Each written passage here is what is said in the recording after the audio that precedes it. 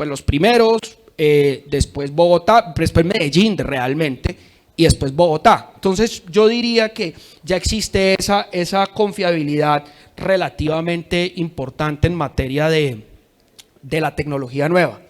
Entonces, no me voy a detener en el modelo de negocio de ustedes se lo saben mejor que yo. Pero entonces voy a entrar en cuáles son los modelos de negocio que podrían permitir que ustedes cofinanciaran el material rodante. Y voy a explicar las líneas conceptuales que están detrás de la política pública, de lo que debería ser.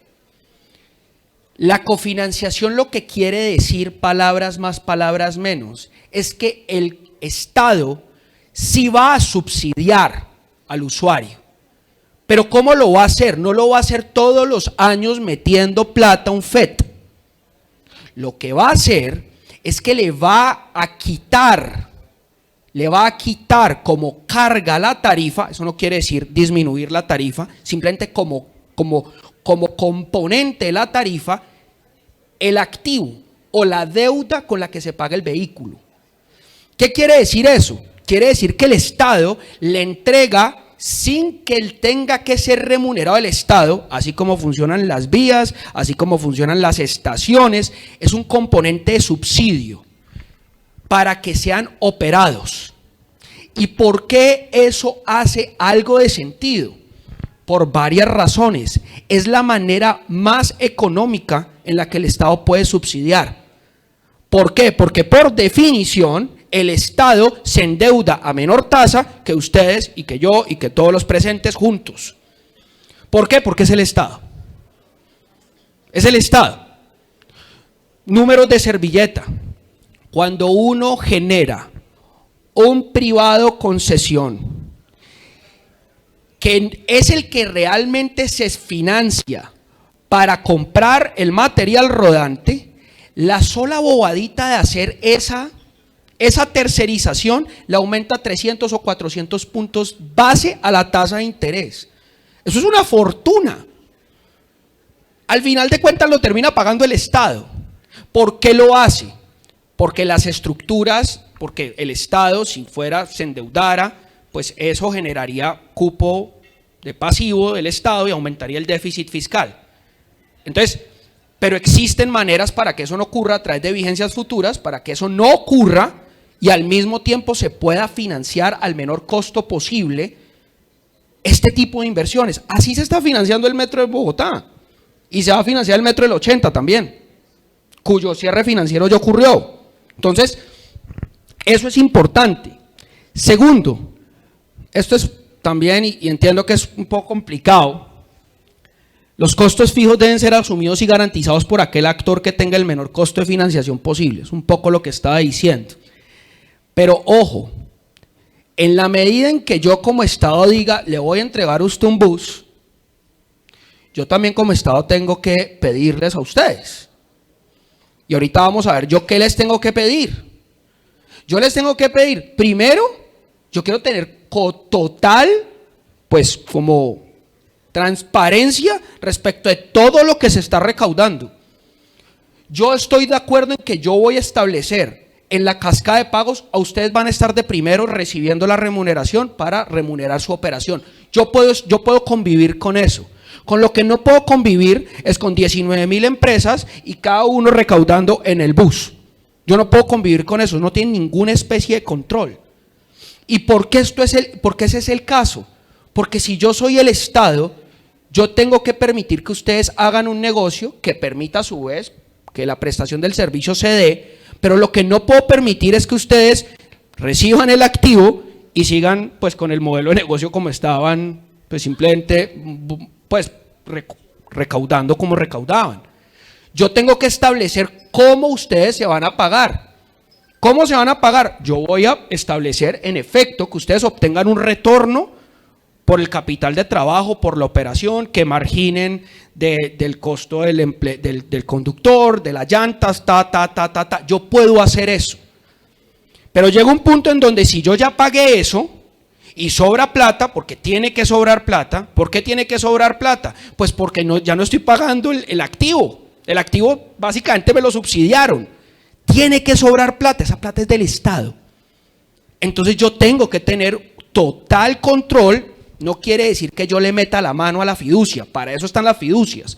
Lo que quiere decir es que yo tengo que saber qué está pasando. Y si sobra plata, esa plata es del Estado para reposición de flota, para proyectos de infraestructura, para lo que sea. Pero yo tengo que migrar a un modelo de negocio que se parece a una concesión sin serlo. Y ahí es donde va a estar la gran revolución del transporte público colectivo. Si ustedes logran hacer eso, ustedes lo pueden hacer a menor costo que un contrato de concesión. O sea, menor requerimiento fiscal. Y si ustedes pueden hacer eso, digamos, ¿por qué entonces yo revocaría eso? Estoy generando la misma externalidad positiva, a menos costo. ¿Yo para qué revoco? ¿Para qué hago ese ITP, ese TM? Yo no tengo que hacer nada. Insisto, el rol del Estado no es hacer ese ITMs, el rol del Estado es generar unas externalidades. Si ustedes las generan como gremio, con un nuevo modelo de negocio, están del otro lado. Y para eso, pues debe reducir la atomización, tener sistemas de recaudo y control unificados, niveles de servicio medibles que puedan afectar la remuneración, etcétera. Todo lo anterior es lo que estábamos diciendo. Ustedes pueden implementar un modelo de negocio que en el futuro, que les dé un futuro cierto, válido, de un país que se está desarrollando. Ustedes pueden ser catalizadores de eso. Y empiezo un poco con las respuestas a los modelos de negocio. De nuevo, esto es solamente un resumen. Esto puede tener 600,000 arandelas. Pero esto lo he tratado de condensar en una presentación de 45 minutos y ya voy como en 30. Entonces, ¿qué es lo importante aquí? Este es un modelo de negocio que contempla la existencia de complementariedad. Esto es para municipios que tienen sistemas integrados de transporte masivo o público, ¿sí? Donde todavía existe transporte público colectivo. Me estoy refiriendo puntualmente a Cali, a Medellín, a Barranquilla, a Cartagena, Bucaramanga y Pereira. Lo que pasa es que Pereira tiene una cosa fantástica, que son los convenios de colaboración empresarial, que lo hicieron muy bien con el masivo. Allá lo están haciendo muy bien. Lo visitamos hace nada, es espectacular. ¿Qué contempla esto? Contempla, miren, aquí está la entidad territorial, que es la autoridad de transporte, que es la billetera territorial, y aquí está la nación. Esto está inventado, son convenios de cofinanciación con vigencias futuras. El metro, Regiotram, las 4G, todo se ha hecho con esto, todo. El metro, 30% Bogotá, 70% Nación. Si mal no estoy, el metro del 80 es la misma historia, Nación 70, municipio de Medellín 30. Y está el convenio de cofinanciación. Aquí está el fondo, ¿se acuerdan? Ley 2164, la del año pasado. Este fondo puede titularizar o puede endeudarse contra esas vigencias futuras. Y a través de un encargo fiduciario, licitan la compra de los buses. ¿Con qué se paga? Con las vigencias futuras. ¿Quién centraliza? El fondo de ascenso, ya existe. Este encargo fiduciario se tiene que constituir para cada proyecto. ¿Y qué hace entonces el encargo fiduciario? Suscribe un contrato con el ente gestor, con Metro Cali, con Transmilenio, con la empresa Metro, ¿Y qué hace entonces este ente gestor? Que ojo, tiene que ser una empresa habilitada, ya les voy a explicar por qué.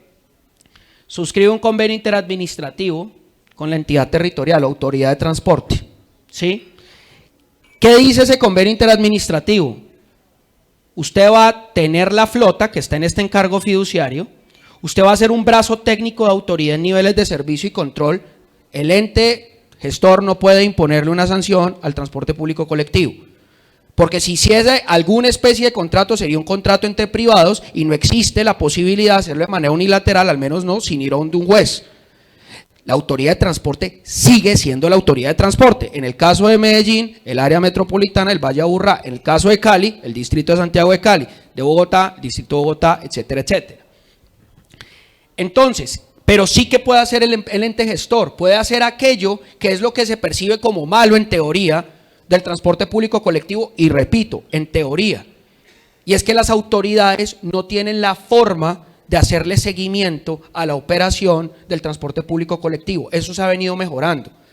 Pero con esta solución utilizan todo toda esa tecnología, la capacidad, el know-how, etcétera, el ente gestor para utilizar esta historia de los niveles de servicio.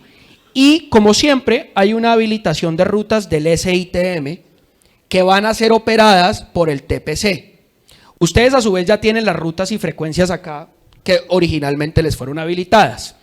Sigue existiendo la resolución, se robustece la resolución con los niveles de servicio, se robustecen los permisos de operación, etcétera, etcétera, y se fijan todo ese ascenso que haría el transporte público colectivo en materia de niveles de servicio, en materia de externalidades, que es algo que en Medellín en muchas de las cuencas han venido haciendo con unos resultados muy, muy positivos. ¿Y qué hacemos entonces? Convenios de colaboración empresarial. ¿Qué existiría? ¿Cómo se vinculan los convenios de colaboración empresarial? Que es el famoso, ¿dónde está la bolita de cómo le entrego la flota? Resulta que el ente gestor, si es una empresa habilitada, puede hacer parte del convenio de colaboración empresarial, por ley, decreto 1079. Entonces, ¿qué es lo interesante de esta historia? Que el ente gestor puede aportar la flota y la habilitación de las rutas al convenio de colaboración empresarial. Y ustedes de vuelta en el convenio, ¿qué harían? Pues tendrían las obligaciones de operación y mantenimiento y existiría todo el esquema, espejo de la resolución de medición de niveles de servicio. Al final de cuentas, ¿cómo funcionarían las sanciones? Los niveles de servicio son reportados por el ente gestor a la autoridad y pues se inicia un proceso administrativo, es lo que es, hay que hacerlo más expedito. Yo aquí estoy hablando del garrote, pero esto hay que formalizarlo de esa manera para que se parezca lo más posible a los sistemas de transporte masivo. Y es posible hacerlo. Yo sé que es difícil, pero ha habido unos avances importantes, sobre todo en Medellín y en Pereira, que permiten creer que esto es posible, y lo que vi en Río Negro, impresionante. Y de esa manera se pudiera hacer cofinanciación, ustedes tendrían la flota, la operarían, se utilizaría un esquema de encargo fiduciario para centralizar el recaudo y ustedes perdurarían per seculo seculorum, pues en el transporte público colombiano, en todas las ciudades. Y por último, esto es cuando no existe. Yo no estoy pensando solamente en que esto funcione en las ciudades grandes. Esto también tiene que funcionar en las ciudades intermedias y en las ciudades pequeñas, donde hay transporte público colectivo y no hay ente gestor, y no hay SITM.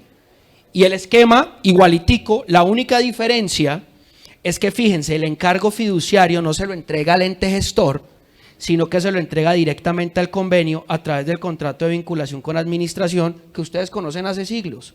Está en la ley 336 del 96. Y el encargo fiduciario, ojo, es una entidad privada. Tiene recursos públicos, claro, los activos son públicos, pero es una entidad privada.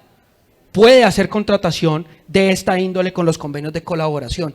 Aquí hay un título jurídico que se puede usar para esos efectos.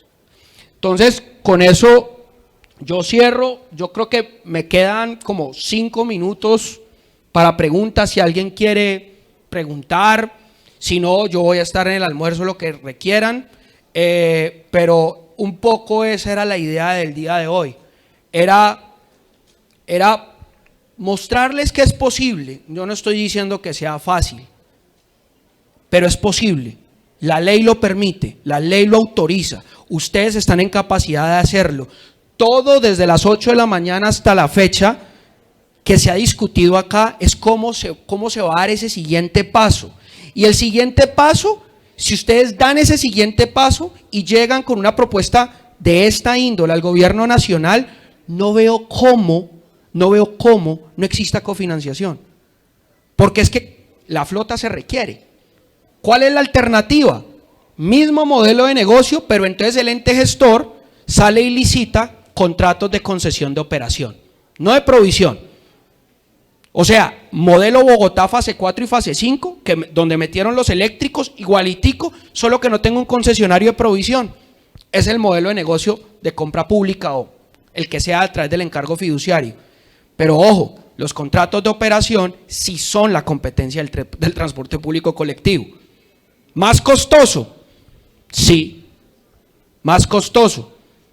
Pero si una autoridad, de nuevo, tiene que garantizar, porque es un deber constitucional hacerlo, si lo tiene que hacer, pues lo va a hacer.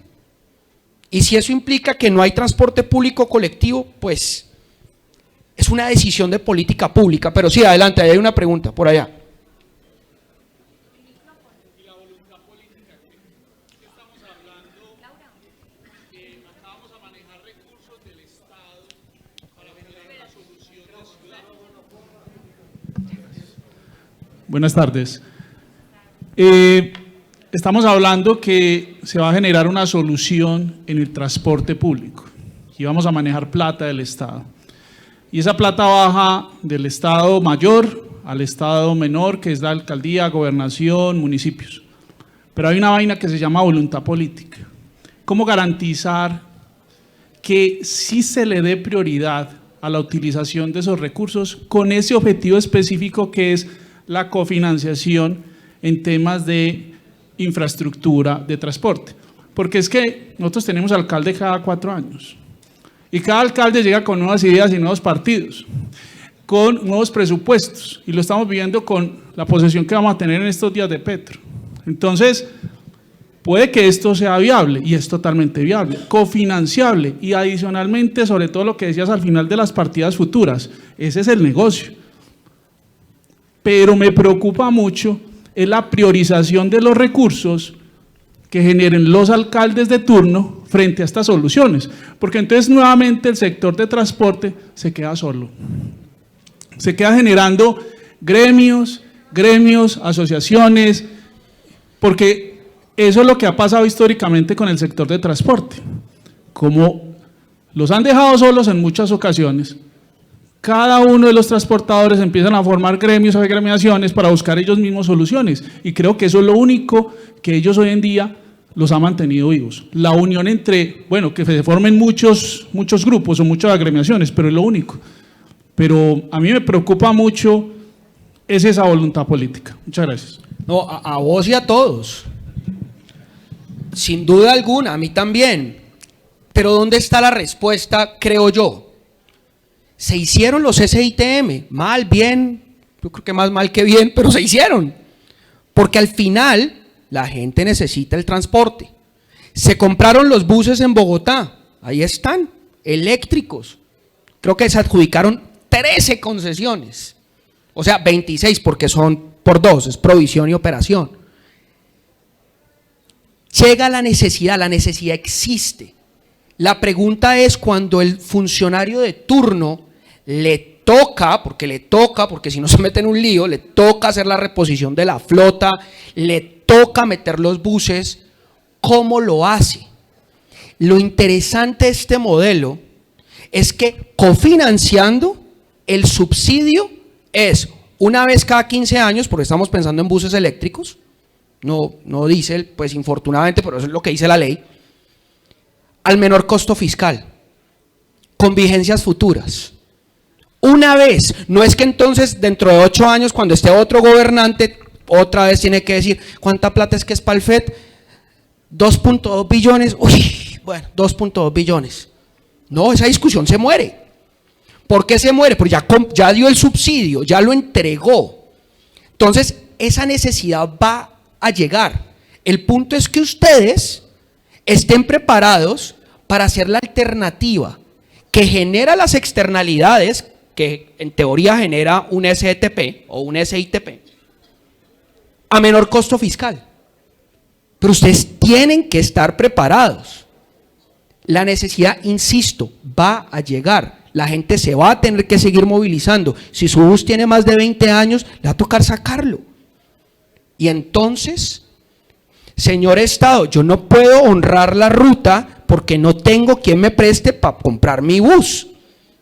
No tengo, la demanda cayó, la informalidad me está carcomiendo, lo que sea. Esto está escrito en la ley, pero esto no está.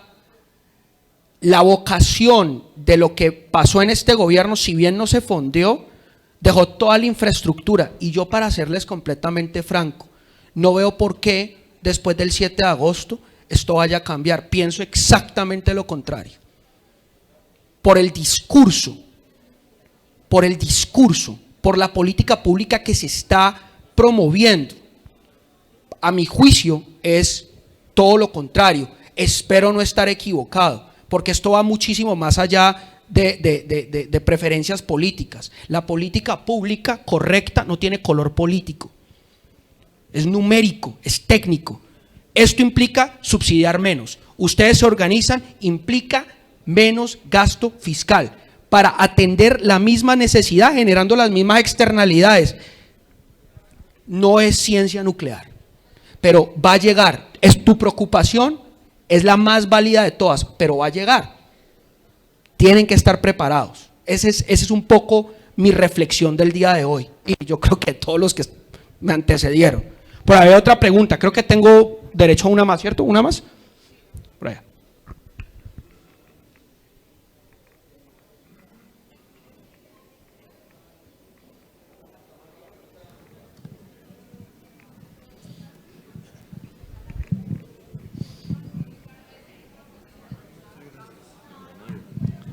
Buenas tardes a todos. Vengo de Cotarrío Negro, propietario de Cotarrío Negro. La pregunta es, usted habló de que Citirrío es una buena opción y por favor, pues a ver, ¿qué entendería yo de ese tema? Gracias. Ok, listo. No, muy buena pregunta. La respuesta no sé si va a ser de la misma calidad porque lo conocí hace una hora. Pero, ¿qué voy a decirle de lo que yo escuché que está pasando en Río Negro y que me parece que es un interesante referente? Se está avanzando en el camino de disminuir la atomización del transporte. Se está organizando, reorganizando la forma como se opera. Se está buscando tener un esquema de control y de seguimiento de flota unificado. Se está buscando tener un medio de pago unificado. Se está buscando, de lo que entendí, que no se ha firmado, pero es la pretensión que exista una caja única.